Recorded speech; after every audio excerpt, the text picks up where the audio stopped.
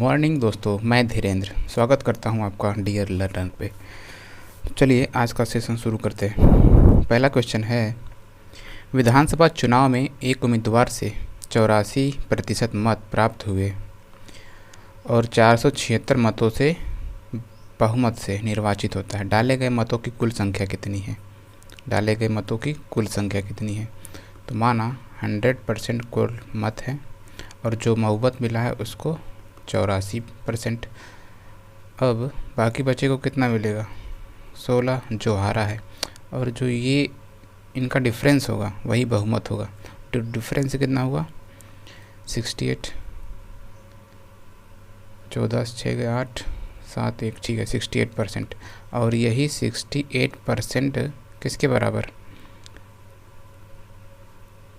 476 मतों के, क्योंकि यही बहुमत है। अब हम क्या पूछा गया है? मतों की कुल संख्या कितनी है? मतों की कुल संख्या के लिए 100% निकालना पड़ेगा। 476 बटे 68 गुणे 100, कटाई 4 के 4, 4 7 28, 4 के 4 पहले इसी की काटते हैं। 4 के 4, 4 के 4 बचा 3, 4 9 36, उसके बाद 700 आ गया। कितना? 700 कुल मत है। ठीक है, नेक्स्ट चलते हैं।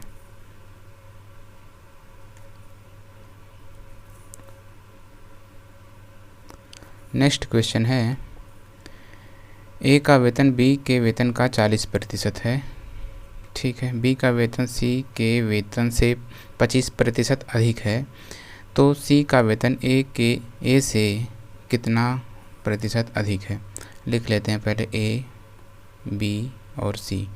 कहा गया है ए का वेतन बी के वेतन से 40% है। मतलब अगर बी का वेतन 100 है तो ए का वेतन 40 का 40%। ठीक है, अब बी का वेतन सी के वेतन से 25% अधिक है, यानी बी का वेतन से 25% अधिक है।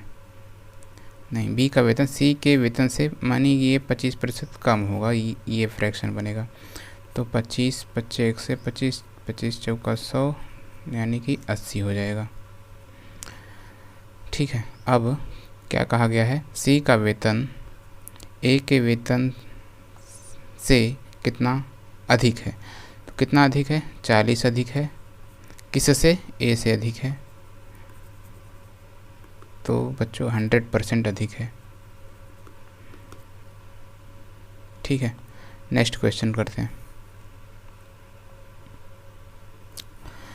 दो संख्याएं तीसरी संख्या से क्रमशः 30%, 37% कम है, तो दूसरी संख्या पहली संख्या से कितना प्रतिशत कम है? दूसरी संख्या पहली संख्या से कितना प्रतिशत कम है? पहली संख्या, दूसरी संख्या और तीसरी संख्या। कहा क्या गया है? तीसरी संख्या से, तीसरी संख्या मान लेते हैं 100%।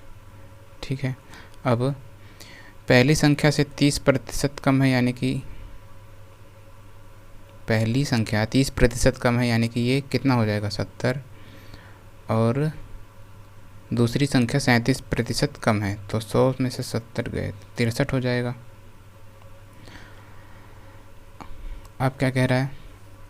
दूसरी संख्या यानी कि 63 पहली संख्या से कितना प्रतिशत कम है? तो प्रतिशत कम ही पूछा है, तो कितना डिफरेंस है दोनों में? 7 का। किससे तुलना किया जा रहा है? पहली संख्या से, गुणे 100। 0 से 0 10%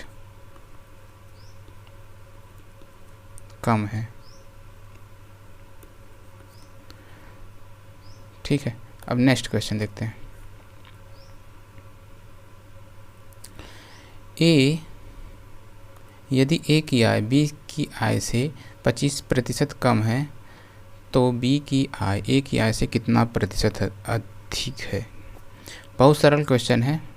डायरेक्ट ट्रिक इसका होता है, जैसे अगर कम लिखा है तो सीधा 25/75 50/100। 100 में से माइनस कर देंगे। अगर यहीं लिखा होता प्लस मतलब अधिक है तब यहाँ प्लस कर देते। तो कटा दीजिए 25 तियाँ 75, 3 त्रिका 9, 3 त्रिका 9, 1 से 1/3। ये आंसर है। एक तरीका और है, बेसिक है। देखिए कैसे, ए हो गया, ये बी हो गया। ए की आय बी से 25% कम है, यानी कि बी की आय अगर 100 है तो ए कितना हो जाएगा, 75 होगा। तो कमी कितने की, 25 की।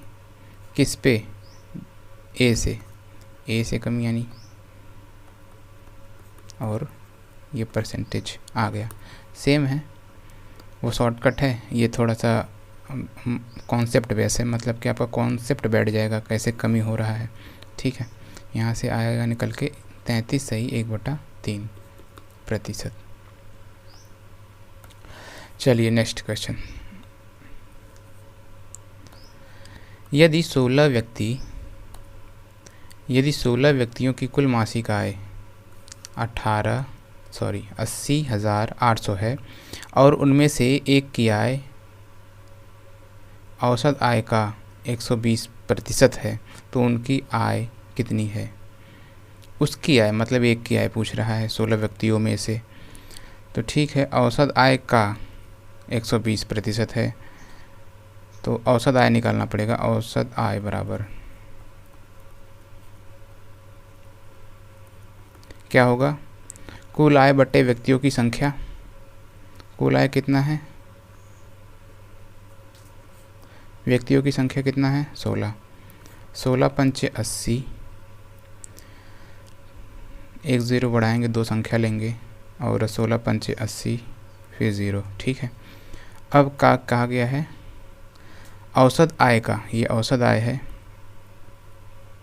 औसत आय का 120% है उस व्यक्ति का आय।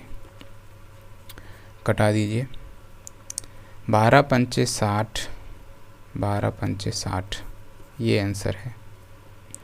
चलिए नेक्स्ट क्वेश्चन देखते हैं।